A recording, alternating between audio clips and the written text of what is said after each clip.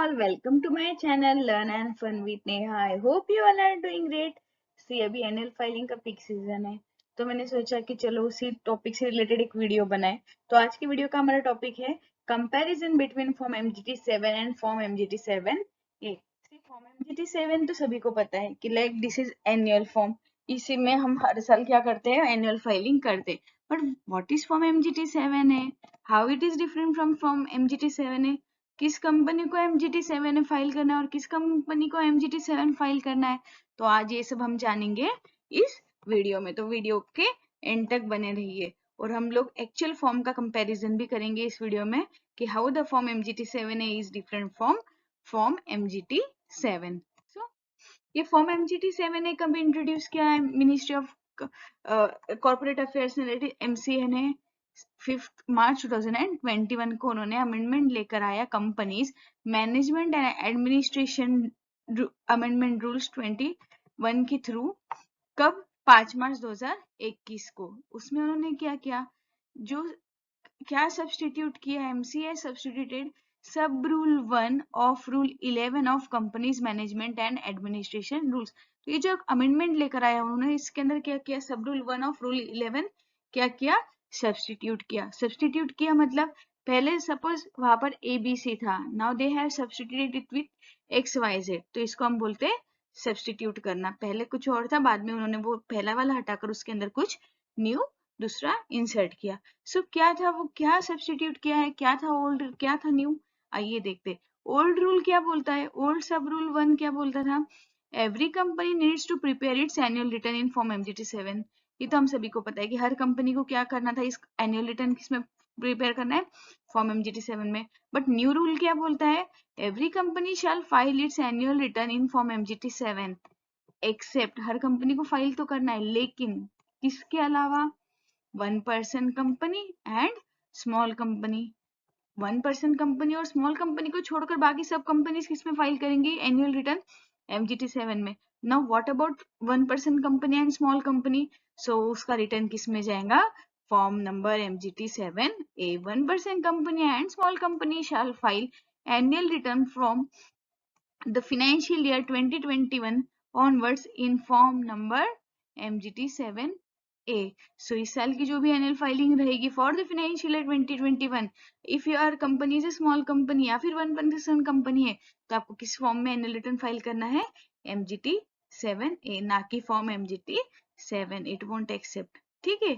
अगर आपकी company small company है और अगर आप फॉर्म MGT7 फिलअप करने की कोशिश करो तो आपको फॉर्म तुरंत एरर दे देगा that your company is a small company, please file the form MGT7A। तो चलिए अभी कंपैरिजन देखते हैं कि फॉर्म MGT7 कैसा है और फॉर्म MGT7A कैसा है, क्या डिफरेंस है दोनों में एक्चुअल। जैसे कि आप मेरी स्क्रीन पर देख सकते हो, ये फॉर्म MGT7 है और साइड में मैंने क्या फॉर्म, कौन सा फॉर्म ओपन किए रखा है, फॉर्म MGT7A। फॉर्म MGT7 का क्या बोलता है form, this form is for annual return other than OPCs and small companies, ये ऑलरेडी हमने डिस्कस किया। Form MGT7A, it is average annual return for OPCs and small company. तो आइए देखते हैं how this both forms are different.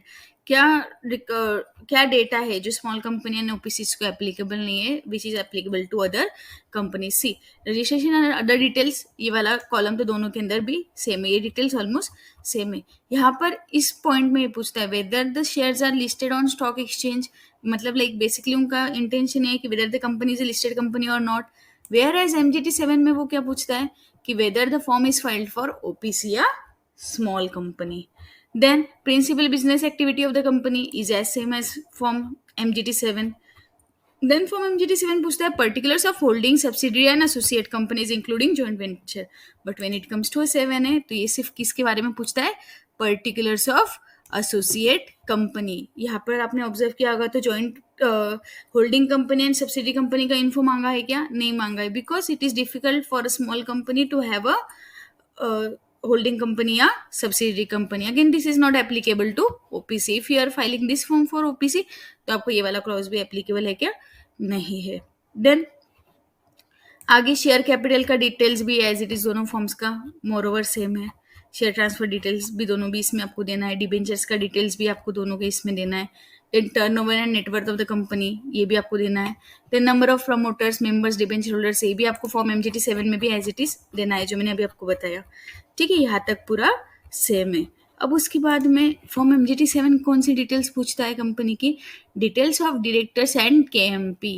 C these details are not required in MGT 7 में है कि ये डिटेल्स डालने की जरूरत नहीं है। स्मॉल कंपनी एंड OPCs को ये इंफॉर्मेशन देने की रिक्वायरमेंट नहीं है। Details of directors and KMP, this is not applicable. Then number of directors KMP as on the financial year ended, again this is also not there in form MGT 7A. Then details of directors and KMP as on date of closure of financial year, this is also not there. Particulars of change in directors and KMP during the year, ये भी MGT 7A में आपको details नहीं देना है। फिर अब direct MGT 7A काय पे जंप करता है? Meeting of members, class of members, board committee of the board of directors. Then इसमें भी same member class acquisition, members का जितना मीटिंग हुआ है उसका इन्फो देना है। MGT 7 में भी वो बोलता है ये वाला सेम डिटेल देने का। देन बोर्ड मीटिंग्स, यहाँ पर भी बोर्ड मीटिंग्स आ गया। अब ये MGT 7A क्या बोलते हैं आपको? Directly attendance of director. Where as form MGT 7 में आपको क्या डिटेल देना है? अब इसके बाद में कमेटी मीटिंग्स का डिटेल्स देना है। Now this is not applicable in form MGT 7A, क्योंकि उनको मैंडेटरी नहीं है कुछ कुछ जो कमेटी मीटिंग्स होल्ड करना। ठीक है, it is not applicable to small company and OPC, इसीलिए उसको एप्लीकेबल है क्या? नहीं। अगेन इसमें का अगर आपका ये जो मेंबर्स मीटिंग है, again this is not applicable to OPC। Board meeting is not also applicable to OPC। Attendance of director is also not applicable in case of OPC। ये सब डिटेल्स कब आएगा? If your company is a small company. Then attendance of director form MGT 7 में भी है। अब form MGT 7 क्या बोलता है? Remuneration of director and KMP। Again ये डिटेल आपको इधर MGT 7A में देना है क्या? नहीं देना है। MGT 7A में आपको सिर्फ रेमंडेशन ऑफ डायरेक्टर देना है। KMP का क्लॉज एप्लीकेबल है क्या स्मॉल कंपनी OPC के लिए? नहीं है, इसीलिए उनके रेमंडेशन की बात यहाँ पर आती है क्या? नहीं। Where as form MGT 7A के अंदर आपको सिर्फ डायरेक्टर का देना है, एंड इन फॉर्म MGT 7 आपको रेमंडेशन ऑफ डायरेक्टर एंड KMP दोनों का भी इन्फो आपको देना है। देन आगे का भी ये वाला पॉइंट सेम है। Matters related to certification of compliance की कंपनी ने प्रॉपरली कंप्लायंस किए है कि नहीं किए। देन पनिशमेंट एंड पेनल्टीज, ये वाला क्लॉज भी पूरा सेम है।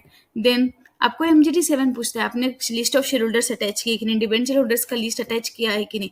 वेयर एज MGT 7 आपको पूछता है कि ये चीज़ नहीं पूछता है।